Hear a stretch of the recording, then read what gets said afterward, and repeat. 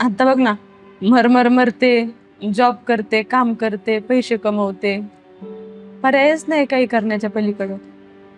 आणि पप्पांनी तळहाताच्या फोडासारखं जपलं मला.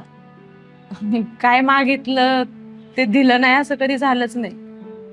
आणि आता काय घ्यायचं जरी म्हणलं तरी आता राब राब राबावं लागतं. आणि नंतर आपणच आपलं करायचं.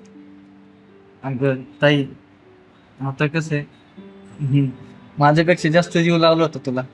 आता एक गोष्ट सांगू खरं, पप्पा तुझं नाव सगळं काढत नाही घरात. बोल ना अक्षय, पप्पांना माझ्या बरोबर बोलायला लागलं. मला लय एकटं एकटं वाटतं. बरं, ते शक्य नाही ताई. बरं, मी थांब, काहीतरी थंड ऑर्डर करतो.